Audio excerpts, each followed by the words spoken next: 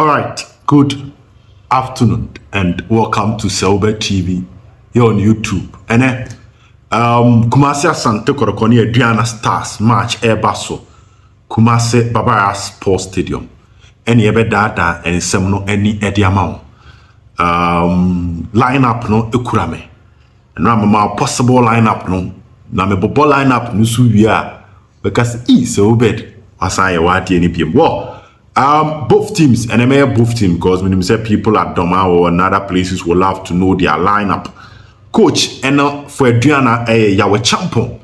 But don't forget to subscribe to the channel. My players, from the camp of Aduana Stars. Did they make the squad or not? I will look into all those issues today. Asante Kotoko possible level made the Mao the dynamics. The 20-man squad, you get a better understanding. So our champion, any opinion a friend W.O. Tando. Omona coach and assistant coach for Aduana Stars. Asante Kotoko Ogu, a Prosper. Na wenya Imoru, Ibrahim. Na wenya David Oklo Hinibrenya, na Chao Isa, na Omotuoto asu Jaden Emmanuel Dua Kufuor. Na wanya Emmanuel Osei Owusu omo medics edema teams ni mienu nyina enti mamenda da lineup na chi emfa na hudi ekoso quick na emboa me bibia enye yie nsem no doso Aduana Stars akache na me start here free me catch now say Aduana coach no bo a 4-4-2 system eno an ene osa da de chiri Babara Sports Stadium a 4-4-2 system goalkeeper friend Yawansa mono eda go ede amatima friend Aduana Stars captain Bright AJ no amekan ho asem kirewo say Bright AJ startia na say Justice Tosuche ebe start from the bench exactly say na me de ma no Justice Tosuche started from the bench but Bright AJ captain jersey number 8 Richard Saki number 4 Derek Afosa Boaten Mekana Semcho, Derek Boaten Mekana Semcho, Sam Adams, Godfred Opokuwaki, Richard Tete Infinfio, Abrantene Hajimpa, Isaac Minta, Meka Isaac Minta Semcho, Frank Owusu, Bright Angel, and Emmanuel Gyamfi. That's a little bit ball players from Aduana camp into a 4-4-2 system. And Aduana Stars airball na chese ubenya Richard Saki on a Derek Boaten Afosan omo ene jinem imchiri ho na wenya abrante fen Godfrey Opokuwaki right full back na wenya Bright Angel left full back Emmanuel Gyamfi number 7 Sam Adams number 11 Richard Tete number 6 Frank Owusu number 8 for Aduana 9 Bright AJ na 10 Bright AJ na 9 no Isaac Minta a 4-4-2 system me bosu bi ma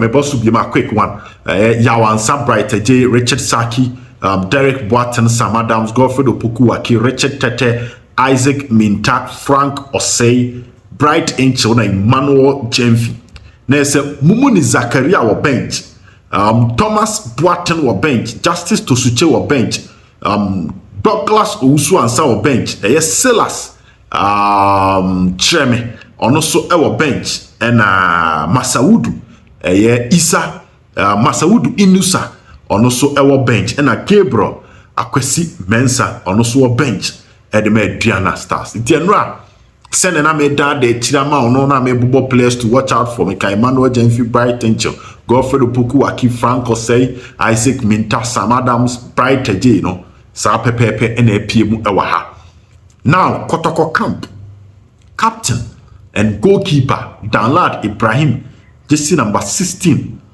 Augustine Japan right back jersey number 2 na uhwemua babenya jersey number 13 Nana Benyini Amwa se ono so edada ho na oboama bibia koyi 4 and 5 no spotted in jersey number 21 Yusuf Mohammed Nuruddin jersey number 21 ojina chire hobi saso ena number 15 jersey Henry Kwame Ansu ono so ejina kyere obi for Asante Kotoko ene Kotoko backline no guest in Japan Nana Penyini Henry Ansu Yusuf Nuruddin ene Kotoko de Sheriff Mohammed ne Andrews Intimenu Jesse number 25 Sheriff Mohammed Jesse number 4 Tiano obi ohwe se obed video no players na me bold in sa pepepe na epiem from 1 to 8 yeah twaso me catch ono ase between Peter Akwa and Bena Somwa baako na be started because senior for ni be started from the wings enti ye hwehwe mo no de kura me na ye se Jesse number 30 Peter Aminu Akwa started from the wings catch us baba ya pra. The other side near Jesse number 10 Georges Rodrigo Omba Infege number 10 from the other side of the wings. There's a possible lineup now the man nina demu and leading the attack. I want to answer Sayaba in Kalu Watara for Asante Kotoko. So Watara is starting. Whilst Steve Mukwala elko bench and also a day floor bar me de mount.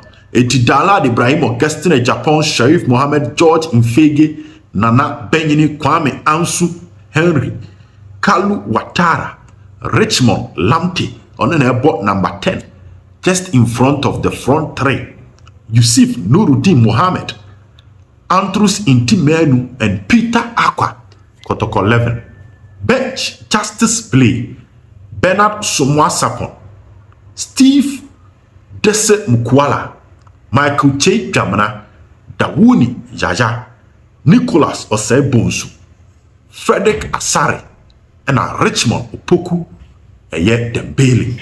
We Asante Kotoko starting 11. Amada de Chiri Eddie Amount 18. Send ye no ana ye tititi hono. Sa pepe na ababe toja ewa hasi.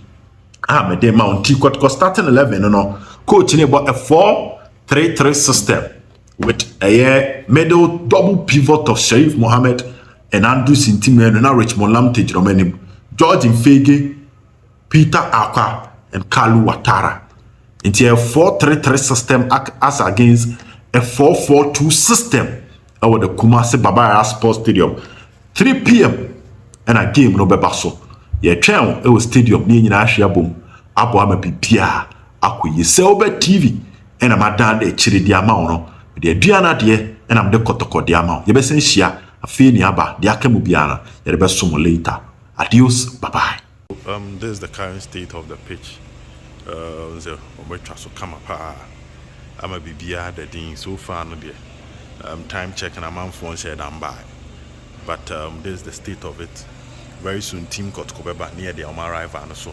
How about can one BBR koye.